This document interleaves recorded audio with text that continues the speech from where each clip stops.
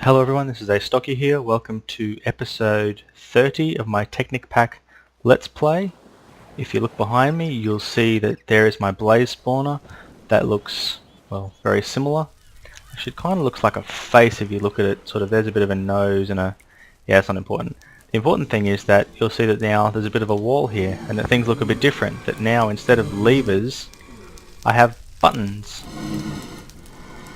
And what I will do is I will quickly run you through what basically I have done since last time I was here. Remember last time there was 2 levers. Now there is some redstone circuitry. So this is the button that is closest to the spawner. Geez, those guys are noisy. This is the button that's closest to the spawner. Spider! It's daytime! Seriously, spider! Excuse me for a moment while I try and fix this spider without doing anything too bad to the rest of my stuff. I put this wall here to make it creeper friendly because I wasn't going to build this and then have a creeper blow it up on me, so I'm eventually going to put a roof over this, and this is going to be like a bit of a outside area. Just going to close that off so no one can get in. So I'm going to turn the volume down a little bit just so it makes it a bit easier to talk, and I'll fix that up in a second. Someone just shot an arrow at me. Mr. Spider there. Sorry, Mr. Skeleton. So this is the first button. What this first button does is it powers along here, and this little situation just here is a latch. So basically it remembers the signal that's put into it. So if you hit this button just here, it runs along this way, and this repeater sends it to this block, which powers this, which turns this signal off, and then the way that it's set up is this particular bit here turns on, and that holds it in the situation where it remembers that this bit here is on and this bit here is off. And so turning that bit there on comes over here, powers this block, which powers this wireless transmitter, and that is the wireless transmitter that's at the front and at the back that basically powers the gate, latch, and the pusher. So what that means, and I will just show that to you right now, is that it powers these back 4 blocks and pushes them forward, and powers the 4 pieces of glass in the ceiling to basically block it off so blazes can't come down while it's activated. What it will also do when it first turns on is it will run a signal to here, which will turn this latch into this torch being the on state and this part up here being the off state, and it will power this series of repeaters. Now this series of repeaters will run backwards and forwards until it gets to here, and this repeater will provide power to this block, which will turn the, you can't actually see it from that angle, but there you can see the torch underneath, so that's another latch. It will turn it into this being off state and this being on state. So remember, when you first hit the button, it turns this state on and that one down there off, and then once this has gone all the way around, it turns it back to this one off and that one on. And this particular piece here is the intricately timed mechanism that turns it on for just the amount of time you want it. And what this switch here is this button will provide power to the bottom here, which will basically reset the latch, which will turn this off, which will which will open the gate back up and allow blazes to move back down. So you can see at the moment lots of blazes in there and they're all trapped above. I hit my reset button, and if we come over here again, actually I'm just going to open it up a bit closer so it's easier for me. You can see that now that has provided power to here, which latches this in an on state, holds this open, and makes absolutely no difference to the rest of it. Everything is still exactly the way that it was. And you'll be able to see that there are now blazes that are falling down here. So now what I do is I hit this button, and the first thing you will see, although you can't hear it, is that it locks, and then they start to get hurt. And while they're getting hurt, you can see that the repeater runs through, provides power, boom, redstone turns off, which undoes the crusher, and you can hear that they're no longer getting hit anymore. And what should happen now is each one of these should take 1 hit to kill. So I can just freely punch them with my fist and I don't have to break my sword. And look at my levels going up. And, oh, didn't realise there was still one alive there. Still a couple alive there. Wow, there must have been a lot of them. I had been working on it for a while with that thing latched. So I think I just went up about 5 levels, maybe 6 levels. And you can see that they're all trapped up the top, and then I hit this button here, bam, and it resets, and they fall back down. So then once again, hit that switch, pushes them forward, starts to crush them, Sound's going a little bit glitchy at the moment because I think there's too many blazes in there and it can't cope with the amount of sound it's trying to make. So it seems to have released them. And now I just punch them again and there we go, look at that. Backup level. So from that little period there I just got 25 blaze rods. I can hit that switch there, open it back up, more come down, and because I have 2 spawners up there, that is basically an endless repeat cycle. All I have to do now is be more than 16 or 17 blocks away, and they actually no, it might be more than 100 blocks away. Once you get more than a certain distance anyway, they just despawn. So now that I'm away, I'm going to turn the volume back up. So that is a blaze spawner. I also had to put some torches up the top because when I came back at the end of the last episode I actually found out that I had scorpions and spiders and things that were spawning up on the top up there, and that was really not something that I wanted. So running back to my base. Actually, you know what, I'm almost there. It seems a shame to do this now, but this is just so much quicker. Whoops, that did not work the way it should have. What just happened? Okay. Yeah. Would you believe bugged? Yeah, that was not supposed to happen. What just happened is instead of picking my closest portal to teleport me to, it decided it would teleport me to my millionaire village. So yeah, a little bit unexpected. Not, you know, too bad a thing because I can actually show you that they're building now, because anytime you're more than 300 blocks as the default configuration away from a millionaire village, it turns itself off. Wrong button. So you can see there that all of the villages are currently active except for the top 2, because those top 2 are more than 300 meters away. So you can see here they are building something or other. I'm gonna have to run up and check my little menu board because I haven't been here in a while and I want to see what they're building. They are building a Maison du Charpentier. My French is horrible. They're building a carpenter. What do I have that I can sell them? I can sell them some glass and some smooth stone. I don't know what they're going to do with any of that, but that seems reasonable to me. She sometimes has quests, so I'm going to check. No, she does not. So what I'm planning on doing is I'm going to move part of my base over here so I spend a bit more time here, because I really want to see if I can advance this millionaire village. So and you've got to spend a real lot of time here, because for the village to get better, these people in here will have to have children, and then the children will have to be fed and they'll have to grow up. So you've got to kind of spend like 5 or 6 nights in a row here just to really have anything happen with your millionaire village. So the problem with my base being so far away is that it's basically never active, and because it's never active it won't get any better. So I plan to, I'm not sure if I mentioned at the start of this, because this is episode 30, at the end of this episode there's going to be a world upload available again.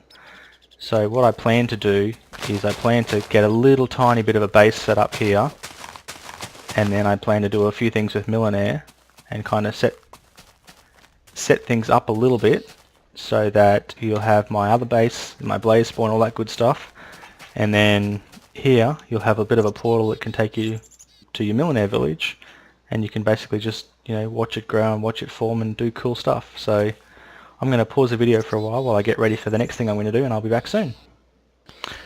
Hello everyone, I'm back at my base and I'm getting ready to move my apiaries. I've taken all my bees out and I've collected my apiaries.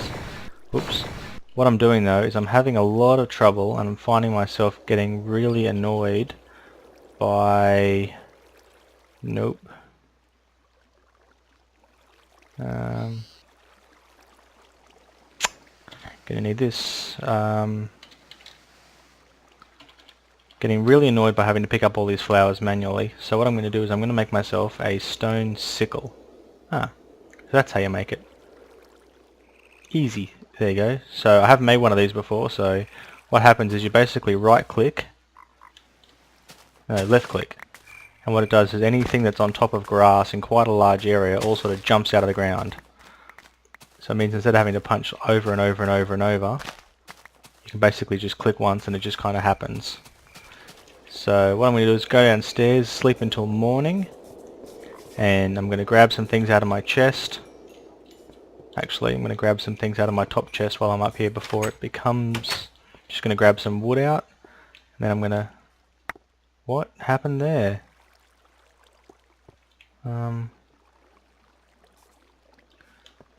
I don't know what happened then. I've never seen that happen before. That was a whole lot of seeds and sand and hummus and manure all just sitting on the ground. Ah, because my chest is full.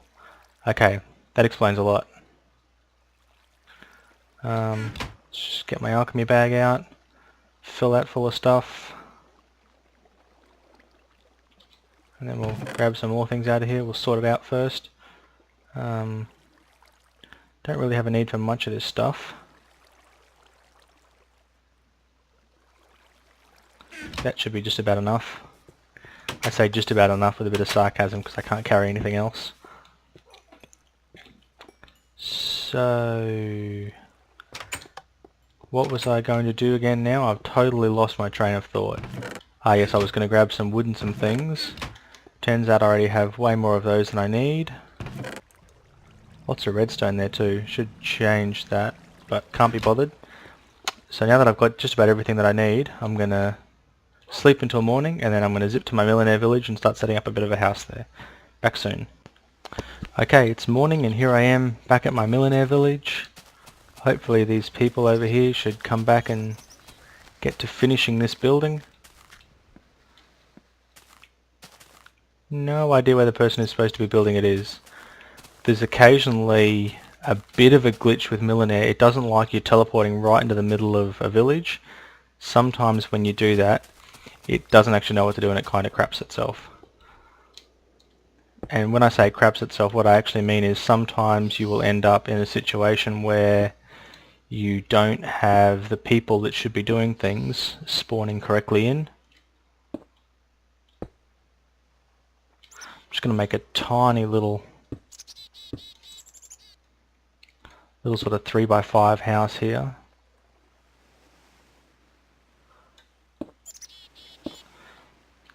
And the reason I'm putting it out on the water is because basically anything you build near a millionaire village can get taken over by the villagers and they will just destroy it.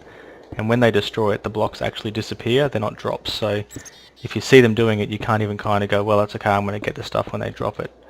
It just disappears and it's gone forever. So I'm going to come over here, make sure I fill this up, because like I said, it uses 25 viz every time you do that. And you definitely don't want to end up running out.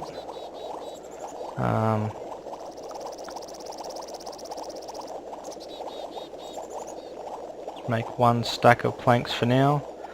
And so when I was talking about the size that I was going to make, I'm actually talking internal dimensions. So basically going to build the whole outside of this.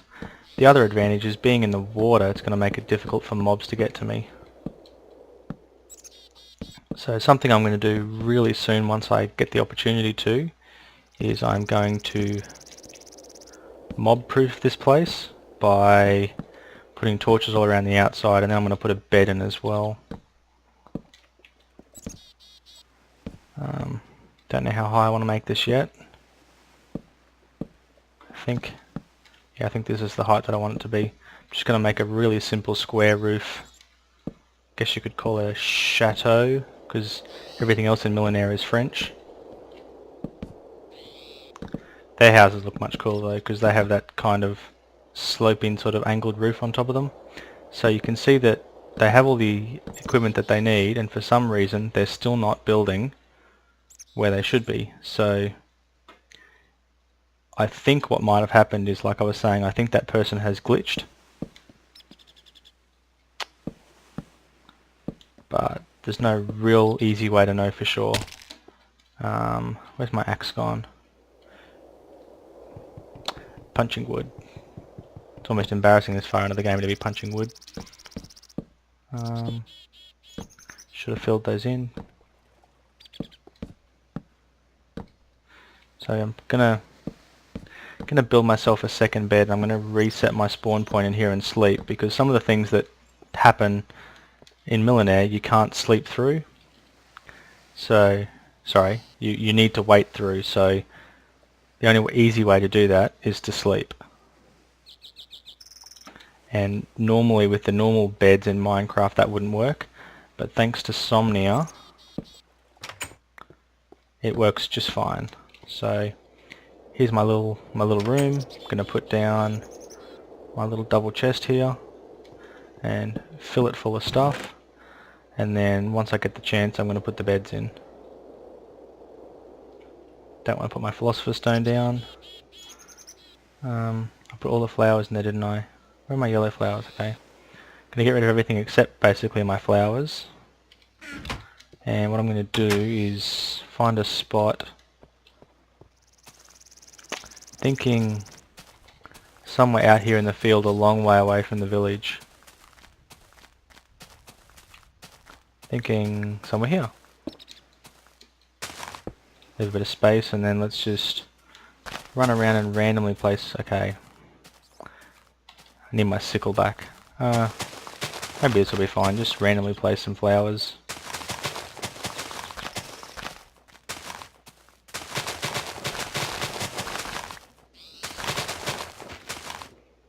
Put my roses down as well. Whoops.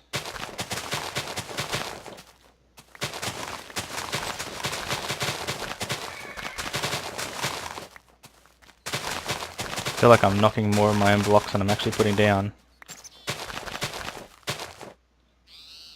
That should be just plenty. Hopefully I pick that bee up. Okay, one princess in there. One little worker dude in with him. I seem to have a slight technical issue that I've only got one princess bee. Which one have I got? I've got my blue princess. I should have a red princess somewhere as well. See if I stuck it in my bag by accident. Yes, I did. Excellent. Okay. So there's my red princess, and stick that with a red one of those. Just going to throw a few bees in so that I don't have to carry them around with me. And there we go. So they're going to do their thing now. And just trying to think of what else I wanted to get done this episode. Think that I've got... that carpentry place is still not building. So what I'm going to do is I'm just going to log out. And log back in. And hopefully that should fix the case of the disappearing woman. And she should come back to building correctly. And then what I'm thinking I will do is I'm thinking that I will get everything set up and then make the world available. Oh, there we go. See? Perfect. As soon as I came back into the world, she respawned. And there's the other one who's carrying some goods. So it seems like everything's working well. Just gonna quickly run over here and check on my bees. Working. Beautiful. So now I have one more thing that I wanted to do before I end the episode. So I'm going to pause the video. I'm going to pause the video now, let her finish building that, and then, portal myself back to my base, and I will come back when I'm ready to start building. So back soon. Okay, I'm now back. I have on me my one piece of dark matter, my 114 diamonds, my Klein star, a few other odds and ends, and I'm now going to make the last thing that I'm going to do before I end this episode. So what we do is we start off with a pattern of iron that would lead to an iron furnace, but then we place a lava bucket in the center and you get an iron band. That by itself isn't very good, but the iron band, when added with dark matter and other kinds of cool things, is good. So what I'm going to do is place my dark matter in there, and I need to duplicate it. So you can see that to duplicate one piece of dark matter, I need lots and lots of diamonds. So that was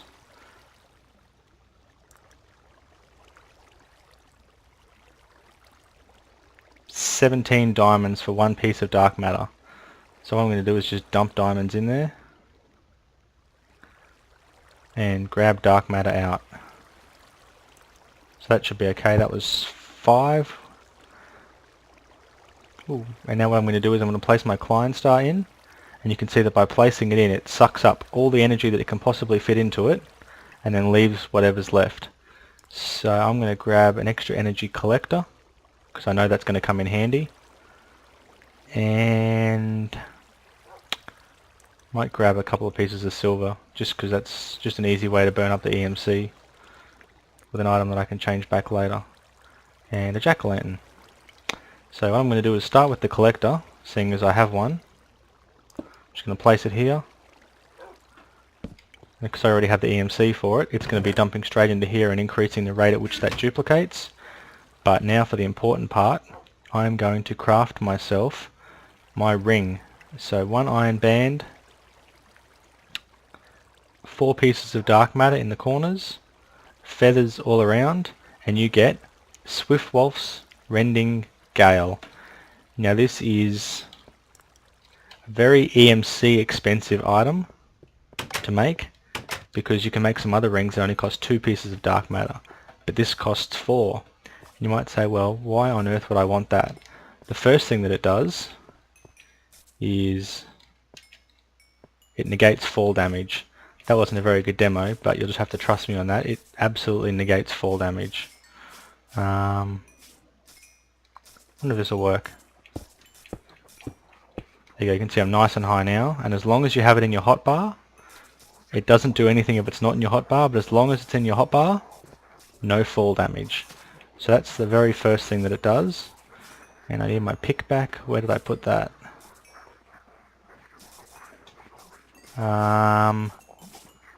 Okay, seriously not cool. I've lost my pick. And I don't even have a backup pick on me. You are just going to have to stay there for a moment. The next thing that it does is if you hold it and you right click, it throws these little tornadoes out.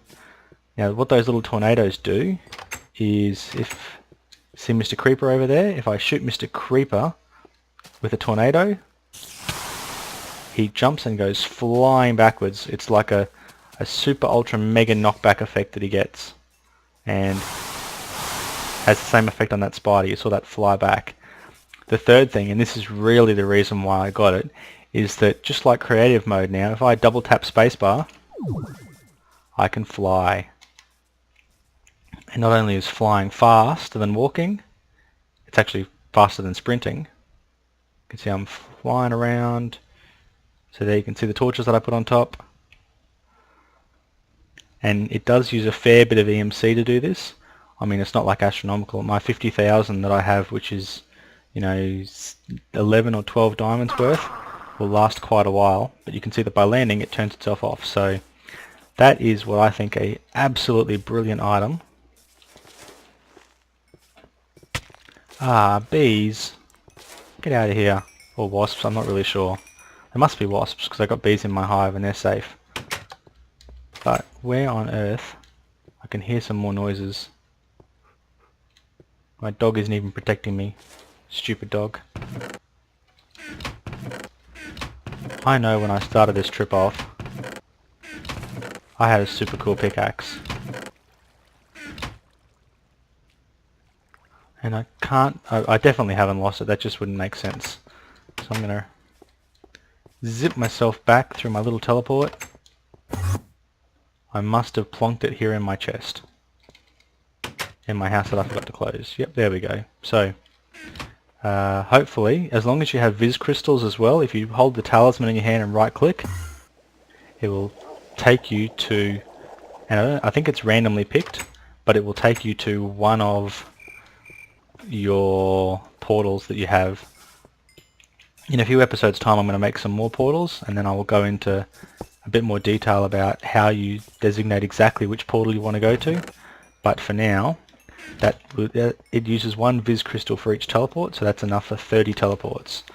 So plenty, way more than I need. And you can see that my little green bar hasn't even moved in terms of, there we go, hasn't even moved in terms of how much energy that it takes to, lost my words now, yeah, in terms of how much energy it uses to actually do the flying that I've done so far. So I haven't brought a bed with me, which means I'm going to have to wait out the night, but I think I might actually upload the world right where I am. Now, something that's important, all of these bags I have, all this stuff I have in my bag here, you won't get access to when you download the world unless you're using the same version I am, which is the 6.0.7 development version. So as long as you're using that particular version, you will be able to get access to it, but what you'll have to do is you'll have to go into the save folder, and within the save there's a data folder. Go into that folder and there will be two files that you'll need. The first one is something along the lines of bag_Astocky0, something like that. What you need to do is change the Astocky to your username, and there's another one that'll be something along the lines of tablet Astocky or something like that as well, and you'll also need to rename the Astocky part of that. So once you do those and you have the right version, you'll be able to access everything that's in this bag. If you don't, you won't be able to. So what I'm just going to do is just grab a couple of good things out of the bag, so that if you have any problems and you can't access the bag, well, at least you can still access those good items that are in the inventory there. So that's probably all the really good stuff that's in there. That's going to be enough for you to be able to do what you're going to want to do anyway. So, oops, one more thing, blaze rods. So I hope you enjoyed this video. I hope you log on, download the world and have a bit of a play around with it. Thank you very much for watching. Astocky out.